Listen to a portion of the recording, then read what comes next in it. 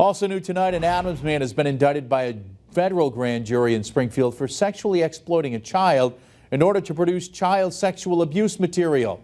38-year-old Brian Warner faces one charge of sexual exploitation of a child after he was arrested earlier today. Now, according to his indictment, between July and December of 2016, Warner employed, used, and coerced a minor to engage in sexually explicit conduct for the purpose of producing child sexual abuse material.